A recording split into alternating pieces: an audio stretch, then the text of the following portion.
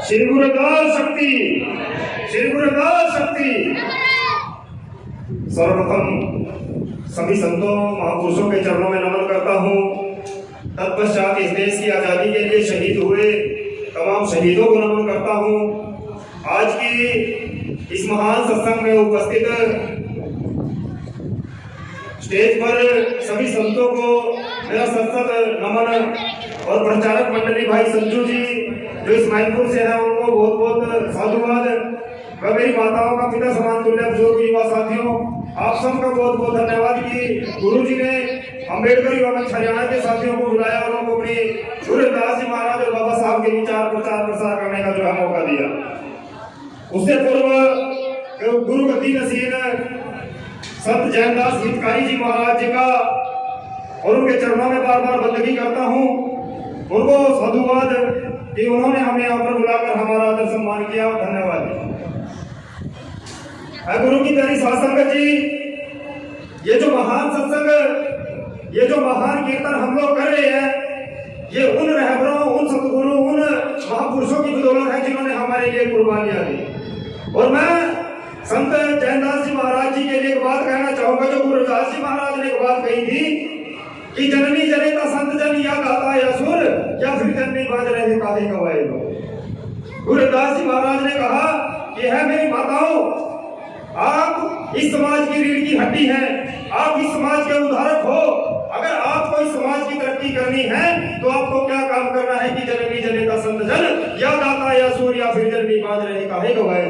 कि आपने अपने बच्चों को कैसा बनाना है, संतों की तरह बनाना है। जैसे हमारे संत जैनदास जी महाराज हैं जो समाज में कुरीतियां फैली हैं, चाहे वो अंधविश्वास की कुरीति हो, चाहे नशा की, चाहे व्यभिचार की, चाहे जितनी भी कुरीतियां हैं उनको खत्म करने का काम आज संत जैनदास जी महाराज कर रहे हैं। एक बार इनके नाम का जयकारा लगाएंगे जो बोले सो निरपय। मैं बार बार बंदगी करना चाहूंगा। और दूसरी बात, मेरे युवा साथियों के लिए गुरुदास जी महाराज ने एक बात कही, मेरी माताओं के लिए कहा या फिर आप यानी जननी जनेता संत जन या दाता या सूर या फिर आप सूरवीर जने अपने बच्चों को सूरवीर जैसा बनाए। कैसे सूरवीर? गुरुदास जी महाराज ने कहा है रविदास सूरा सो बड़ा जो लड़े दिन के हेत पुर्जा पुर्जा कटमरे का भूर छटे थे। ऐसे सूरवीर आपको अपने समाज में अपने बच्चों को बनाना पड़ेगा जैसे सूरवीर बाबा साहब थे, भगत सिंह थे, साहब काशीराम थे। ऐसे सूरवीर अपने बच्चों को हमें बनाना पड़ेगा। लेकिन आज सबसे बड़ी विडंबना हम लोग क्या देख रहे हैं मेरे युवा साथियों, पिता समान तुल्य बुजुर्गों, हम विडंबना ये देख रहे हैं कि आज समाज में जो हमारा युवा वर्ग है वो खासकर नशे की लत में लिप्त है।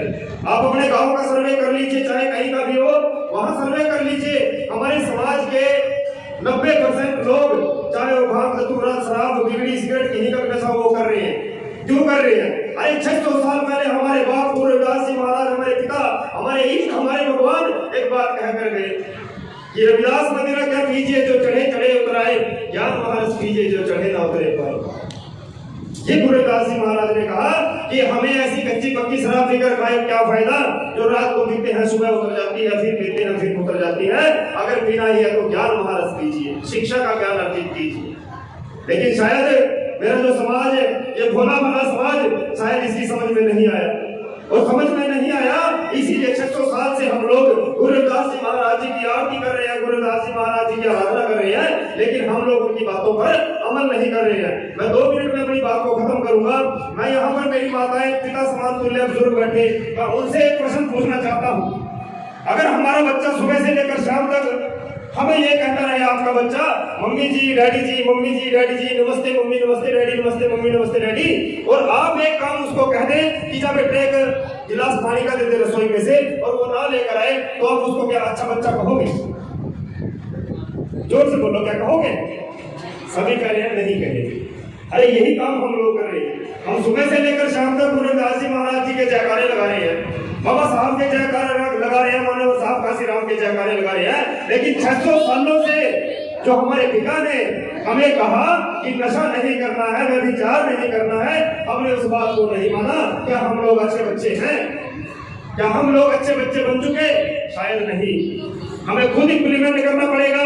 बाबा साहब ने एक बात कही थी, if you want to change your society then firstly you want to change yourself. अगर आप अपने समाज को बदलना चाहते हो, इस देश को बदलना चाहते हो, तो सबसे पहले हमें अपने आप को बदलना पड़ेगा। अपने आप के अंदर हमें परिवर्तन करना पड़ेगा। ऐसा परिवर्तन, ये जो जयंतियां, ये सत्संग, जो प्रोग्राम हम लोग कर रहे हैं, इन सत्संगों में हमें एक कसम खानी पड़ेगी कि हम जो भी हमारे अंदर कुरीति है, अगर हम नशा करते हैं तो हमें नशे का त्याग करना पड़ेगा। अगर हम व्यभिचार करते हैं तो हमें व्यभिचार का त्याग करना पड़ेगा। इस प्रकार की हमें कस्में इन सत्संगों में खानी पड़ेगी, तब हमारे समाज में तरक्की आएगी। बाबा साहब ने अपना पूरा जीवन हमारे समाज के लिए लगा दिया, और मानव साहब काशीराम ने पूरी जिंदगी, बाबा साहब जिनको दफना दिया गया था, जिनकी विचारधारा को खत्म कर दिया गया था, अगर इन्हीं की बदौलत होती है तो मानव साहब काशीराम की बदौलत। आज हम लोग, जो खासकर हमारा युवा तबका है, हमें इस बात को समझना पड़ेगा। युवा साथियों, बाबा साहब ने कहा था, इस समाज का युवा इस समाज की रीढ़ की हड्डी है, और जिस शरीर की रीढ़ की हड्डी जो है वो खराब हो जाती है या उसमें फ्रैक्चर आ जाता है, वो शरीर कभी खड़ा नहीं हो पाता, वो बैठ नहीं पाता, वो हमेशा खड़ा रहता है। हमारा जो समाज है, हमारे समाज का जो युवा है, वो इस समाज की रीढ़ की हड्डी है। लेकिन मैं पहले ही बता चुका हूँ कि आज हमारा जो समाज है, हमारे समाज का जो युवा है, वो नशे की गिरफ्त में है। हमें समझाना पड़ेगा अपने भाइयों को, हमें उनको याद दिलाना पड़ेगा कि आप गुरु रविदास जी महाराज के वंशज हो, आप बाबा साहब के वंशज हो, आप अन्नवर साहब काशीराम के वंशज हो। ये नशा हमारे समाज में नहीं आया। अरे बाबा साहब का, गुरु रविदास जी महाराज का चित्र और चरित्र दोनों बहुत अच्छे हैं। गुरु रविदास जी महाराज ने कभी शराब नहीं पी, बाबा साहब ने कभी शराब नहीं पी, लेकिन फिर भी समाज के लिए इतनी बड़ी लड़ाई लड़कर चले गए। आज हमारे समाज में जो हम लोग अच्छे कपड़े पहन रहे हैं, अच्छे वस्त्र पहन रही हैं, मेरी माताएं हजार का सूट पहनती हैं, और मेरे युवा साथी हजार के जींस पाते हैं, तो बाबा साहब अम्बेडकर की बदौलत। ये हमें समझना पड़ेगा युवा साथियों। गुरु रविदास जी महाराज ने कहा था, तुम मकतूल सफेद सफियर हम अपने जसकीरा, सत्संगत में रहिए माधव जैसे मधुर किरारे। गुरु रविदास जी महाराज कोई छोटे मोटे अस्तित्व के व्यक्ति नहीं थे, वो दूरदृष्टिकर्ता थे। उन्होंने आपको भेड़ बकरियों का एग्जाम्पल नहीं दिया, उन्होंने कुत्ते बिल्लियों का एग्जाम्पल नहीं दिया। एग्जाम्पल किसका दिया?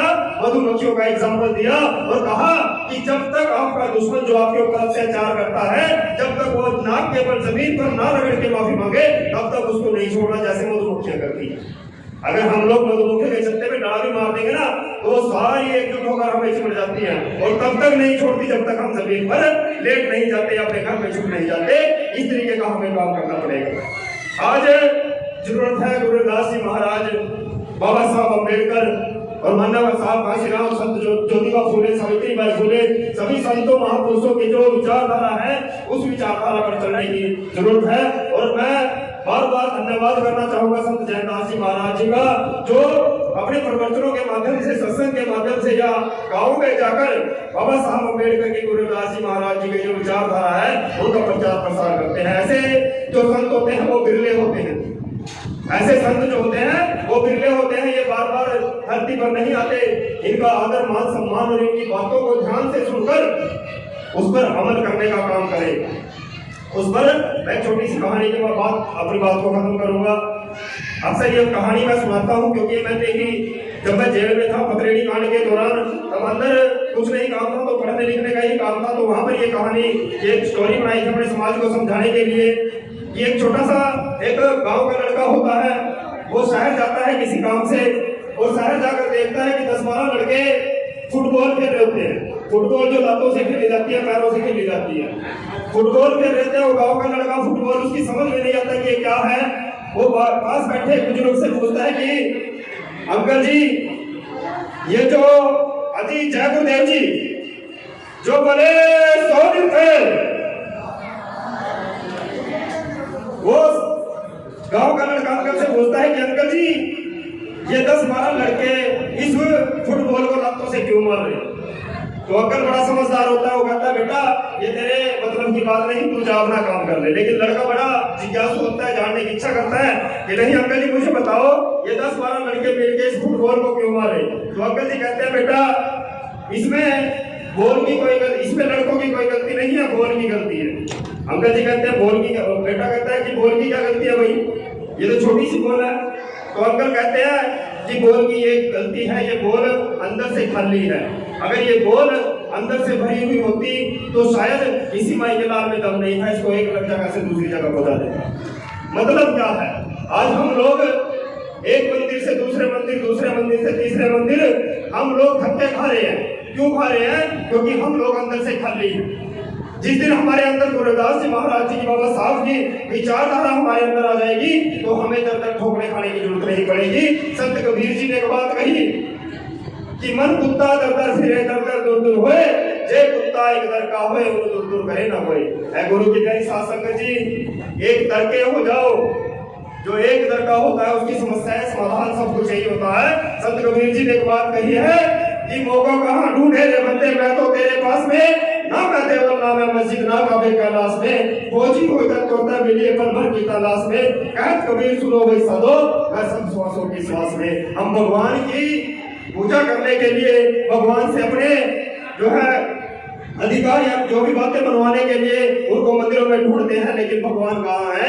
हमारे अंदर है, इन संतों महापुरुषों के अंदर है। इसी बात के साथ मैं अपनी वाणी को विराम दूंगा। एक बार सभी जोर से जयकारा लगाएंगे, जो बोले सो रुपए। श्री गुरु रविदास शक्ति, श्री गुरु रविदास शक्ति। एक बार फिर आदरणीय मान योग संत जयदास हितकारी जी महाराज गुरु जी का बहुत बहुत धन्यवाद, जिन्होंने हमें यहाँ पर बुला कर